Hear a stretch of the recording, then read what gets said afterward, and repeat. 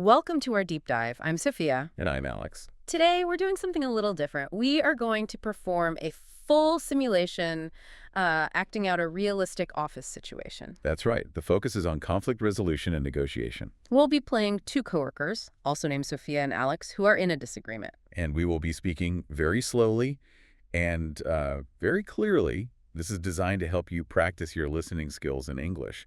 So just relax and listen. As you listen, try to notice the specific phrases we use. Pay attention to how we start a difficult conversation, how we disagree politely. And also how we try to lower the tension. You'll hear us negotiate things like deadlines and workload. It's a full role play. A mediator, Emma, will join us later on. Okay, I think we're ready. Let's start the simulation. Now. Alex, do you have a minute to talk? Sure, Sophia. What's on your mind? I wanted to talk about the marketing meeting to kind of clear the air. Okay, yeah, I think that's a good idea. Why don't you tell me what happened earlier from your point of view? Well, when you said in front of everyone, the design team is always late, I just felt really singled out. It felt like a personal attack, and honestly, it was pretty embarrassing. I see. I'm sorry you felt that way. I think perhaps there's been a misunderstanding. A misunderstanding. Yes. From my side, I'm just under a lot of pressure. We've missed a few deadlines for the campaign project, and it's causing problems. I understand the pressure, I really do. Yeah. But my team's workload is it's incredibly high right now. Your workload. Yes. I'm personally managing 3 different campaigns and the new website update, all at the same time. Could you repeat that, please? Just so I'm clear. I said I'm handling 3 campaigns and a website update.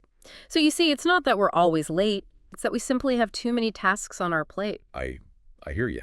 But from my perspective, when the designs are late, the sales team can't send out their proposals. I understand that. And that means we lose opportunities. It affects the whole company. I respect your opinion, Alex. I do. But I disagree with how you expressed it, saying we're always late in front of the entire department. It just wasn't fair. You're right. I can see that now. My wording was poor. I apologize. Thank you. I should have said something more like, recently we've had some delays. No. That would have been more accurate. Yes, it would have. Okay, so let's try to stay focused on the solution here. I think we need to find some common ground.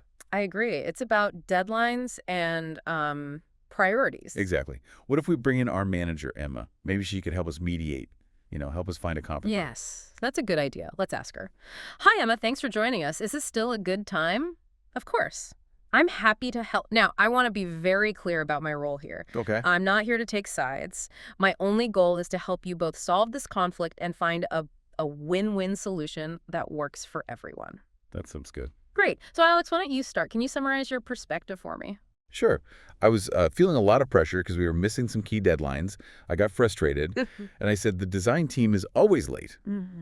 I know now that it upset Sophia, and that wasn't my intention. Okay, thank you, Alex. And Sophia, what about your side of the story? I just felt embarrassed and a little attacked. The main issue for me isn't about being late. The issue is my team's workload. We just have too many tasks right now to meet every deadline. It's not about incompetence.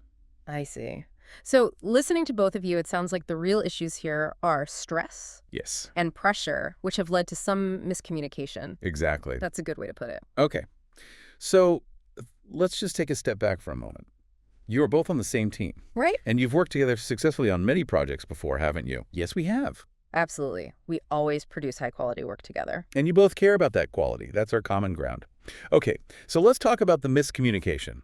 Alex, when you said always late, what you really meant was that there have been delays recently. Yes, that's what I meant.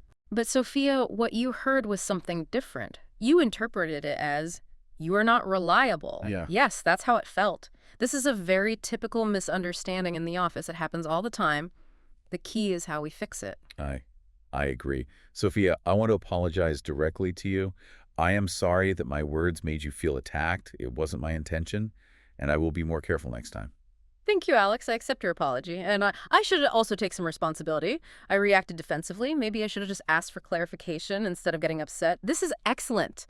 You are both taking responsibility, and that's the most important step. Now we can move on to the practical part. Let's talk about managing deadlines, workload, and priorities. Hmm. Okay, so right now my team is working on the big spring campaign design. Hmm. At the same time, we're doing all the social media graphics, the website updates, and we even have some urgent requests from HR. It's a lot. Wow. Okay, I didn't realize it that much. Yeah. I can see how it would be difficult to deliver high-quality work urgently with all of that going on, It is. and I think I've contributed to the problem. Sometimes I wait until the last moment to tell you about a new request. I need to communicate earlier. Okay, we have a starting point. Let's try to build a win-win solution. Sophia, in an ideal world, what is a realistic deadline for a new campaign design? To do good, high-quality work, I would say a minimum of 3 days. 3 days. See, my dilemma is that clients sometimes ask for materials in just 2 days. That's a classic conflict. So let's look at some alternatives. How can we find a compromise? Well, what if we created some design templates in advance for the most common types of urgent requests? Templates. That's a great idea. How would that help you, Alex? It'd be perfect. If a client needs something urgently, I could give them a basic version using a template right away.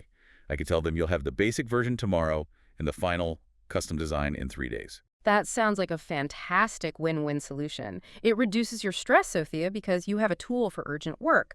And Alex, it helps you set more realistic expectations with your clients. Now, let's also agree on some new ways to communicate. Alex, instead of saying, "You're always late," you could try something like, "I'm not sure I agree with this timeline. Could we prioritize this project over the others?" See how that opens a negotiation. Yes, that's much better. It's collaborative. And Sophia, when you feel overloaded, instead of just feeling stressed, you can say, "My workload is already very high this week. What if we move this task to next week?" Yeah. That's a good phrase. It helps me set limits politely. Exactly. So here's our new process. 1, Alex, you will email urgent requests with a clear deadline, a priority level, and any flexibility you have. Got it. Clear communication from the start. 2, Sophia, you will reply with what is realistically possible. No more last-minute surprises for anyone. Agreed.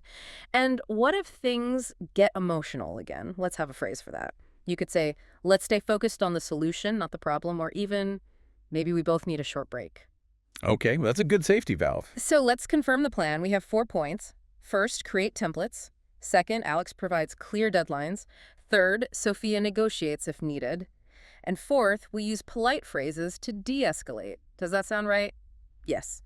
But I have one more request. Please go ahead. In the future, if you have negative feedback for me, could we please discuss it privately, not in a team meeting? Absolutely. That is a fair request. I'll make sure of it. I can come to you and say, can we talk about what happened earlier? That would be perfect. Thank you. And my request for you, Sophia, is to please communicate earlier if you think a deadline is impossible. Of course. I can say, "I'm not sure I can meet this deadline. Can we look at some alternatives?" Perfect. Excellent. I think we have a solid plan. Thank you both for being so open and constructive. And scene. That concludes our simulation. I just want to say, Alex, I really do value your work and the quality of the designs you and your team produce. Thank you, Sophia. I appreciate that. And I respect the work you do with our clients. You're great at managing those relationships. So we agree. From now on, if something bothers us, we talk about it directly and early. Yes, we'll always try to find a compromise. So, for the next step, I'll send you that list of our most common requests so you can start thinking about the templates. Perfect. I'll look out for your email. Thanks, Alex. So, as you just heard, we acted out a full conversation. In it, you heard phrases to start a difficult conversation, express disagreement politely, and reduce tension. And, of course, how to negotiate deadlines and workload. For your own deep dive, we have a recommendation. Listen to this simulation one more time. Yes. The second time, listen specifically for key expressions like, "I think there's been a misunderstanding," or "let's take a step back." Also, notice how many times we use the phrase, "let's try to find a compromise." It's a very powerful tool. If you found this useful, please subscribe and like. It really helps us continue to create this content for you. Thank you so much for joining us for this special deep dive. We'll catch you next time.